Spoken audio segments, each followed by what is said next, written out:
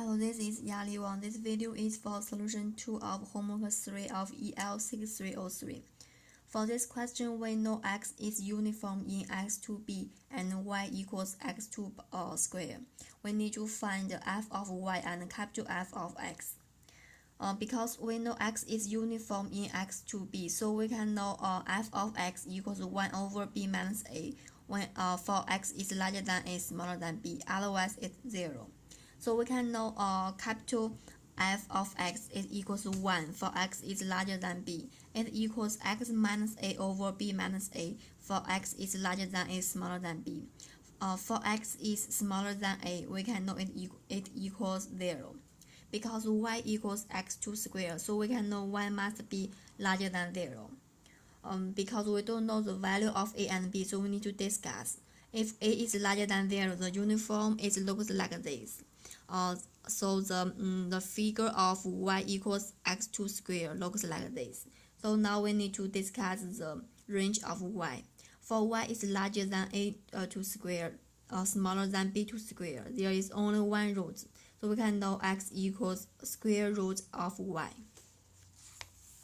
So we can know f of y equals f of x over absolute value of the derivative of g of x. It equals 1 over b minus a over the absolute value of 2 times square root of y. For y is smaller than a2 squared or b is larger than b2 squared, we can know f of y equals 0. If b is smaller than 0, the uniform looks like this. For y is larger than b2 squared or smaller than a2 squared, there is only one root, so x equals minus square root of y. So f of y equals 1 over b minus a over 2 times square root of y. For y is smaller than b2 squared or y is larger than a2 squared, f of y equals 0. If a is smaller than 0 and b is larger than 0, and the absolute value of a is smaller than absolute value of b, so the uniform looks like this. So if for y is larger than 0, smaller than a2 squared, there are two roots. So x1 equals square root of y, x2 equals minus square root of y. So we can get fy of y equals 1 over b minus a over square root of y. For y is larger than a2 squared, smaller than b2 squared, there is only one root, x equals square root of y. So f of y equals 1 over b minus a over 2 times square root of y. For y is smaller than 0 or y is larger than b2 squared, there is no root, so f of y equals 0. So if the absolute value of a is larger than the absolute value of b, so we can get the uniform of looks like this. So now we discuss the range of y. For y is larger than 0, smaller than b2 squared, there are two rules. X equals square root of y or x equals minus square root of y. So f of y equals 1 over b minus a over square root of y. For y is larger than b2 squared, smaller than a2 squared, there is one root, x equals 1 square root of y. So f of y equals 1 over b minus a over 2 times square root of y. For y is smaller than 0 or y is larger than a2 squared, there is no root, so f of y equals 0. And also if the absolute value of a equals absolute value of b, so we can get the f of there is one root. We can get f of y equals 1 over b minus a over square root of y. So now we can draw the figure of f of y. For a is larger than 0, we can know the f of y looks like this. It's a decreasing function. For b is slower than 0, we can know f of y it looks like this. It's also a discrete function. For a is smaller than 0 and b is larger than 0 and the absolute value of a is smaller than absolute value of b, we can know the figure looks like this. For a is smaller than 0 and b is larger than 0 and the absolute value of a is larger than absolute value of b, we can know the figure is like this. It's also a discrete function.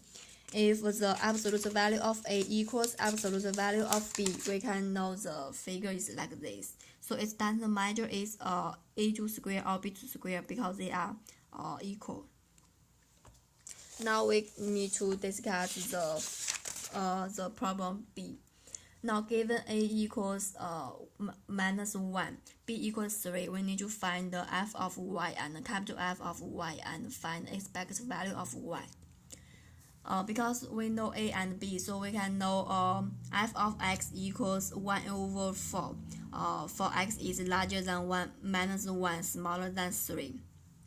Otherwise it's 0. So we can know capital F of x equals 1 for x is larger than 3. It equals to x plus 1 over 4 for x is larger than minus 1 smaller than 3. Otherwise it's 0.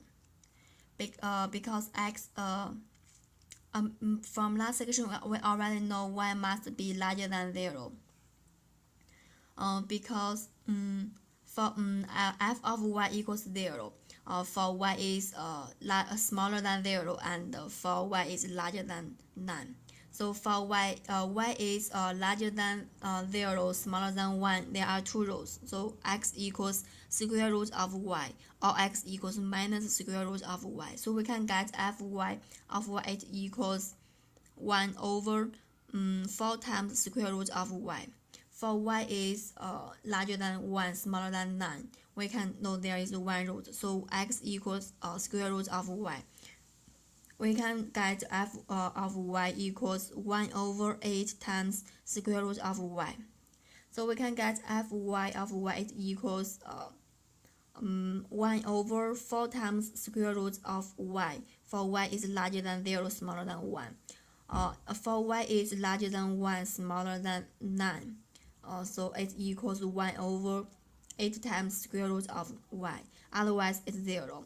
The figure is look like this. It's also a decreasing function, but for y equals 1, it jump from 1 over 4 jump to 1 over 8. Now we can get the capital F of y. It equals for y it equals 0 for y is smaller than 0. For y is larger than 0, smaller than 1, it equals half times square root of y. For y is larger than 1, smaller than 9, it equals 1 over 4 times square root of y plus 1. For y is larger than 9, it equals 1. So we can see it's approaching to 1. Now we need to get the expected value of y. Expected value of y is equals, we can calculate the integral of y times fy of y. So through this calculation, finally we can get the expected value of y equals 7 over 3. That's it. Thank you.